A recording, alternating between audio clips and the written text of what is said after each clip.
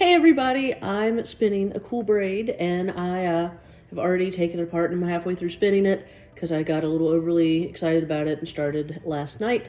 But this was one of our past braid of the months, and it was a Corriedale, which is one that is not a super common, like I feel like if you go to like a yarn store, if you're lucky enough to have a yarn store that actually sells spinning supplies, you're probably just going to find merino braids. But we really love Corriedale wool, and I'm thinking about bringing it back, as this was kind of to test the waters with our braid club and see what the reaction was, and everybody loved it. So I think we're going to phase this in more.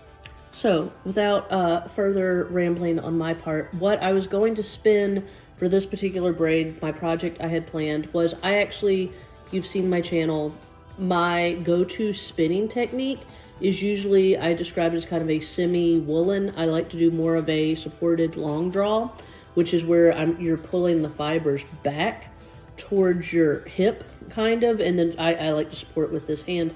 And so you're getting kind of more of a spiral, lofty yarn. And so I decided that just to mix things up, because I hadn't done it in a while, that this particular yarn, because it is one that for me is easy to keep nice and even, I don't have to fight with it like at all, which you shouldn't be fighting with your wool at all. But for me, this is a fiber that would be easy for me to spin very evenly. I was like, what the hell? Let's spin it worsted. Yes, worsted.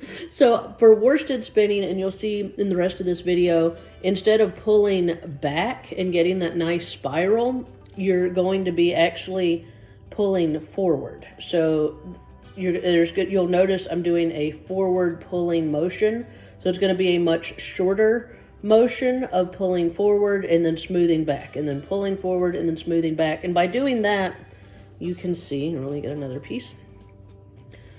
You can see with this pulling forward and then smoothing back motion, even without getting the twist, when I'm pulling forward, what's happening? Look, it's pulling the fibers nice and straight. So instead of letting the twist get captured in it in a spiral like that, where they're going this way, and since there's no twist, I can untwist that. With worsted style spinning, you're doing a much shorter motion of pulling forward, and see that straightens it out.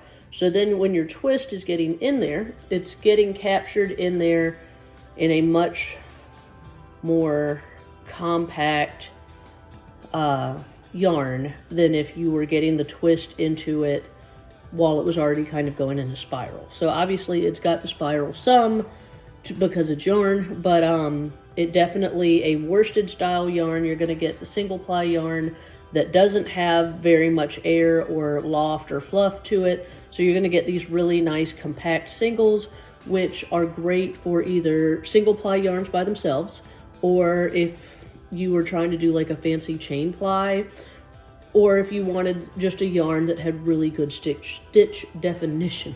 Say that 5 times fast. So you will see, I'm going to cut to the rest of the actual spinning, but this was my braid. It was a really pretty, this one was a kind of moody wildflower color, so it had purples and yellows, and then these kind of like moody green and blues. So those were the things I just wanted to point out of what you will be seeing in the spinning. So let me know what you think. You might think that the darker colors wouldn't turn out so well, but once you start drafting the fiber out, they really all dissipate and it doesn't become as severe. You can see here with my spinning, with the worsted style spinning, I'm doing a really short pull forward and smooth back to keep a nice even yarn. I'm keeping my feet smooth, and it's not nearly as big of a motion as when I do woolen style. You can see here the colors, they turned out much more pastel-y and jewel tone than you would think from the braid.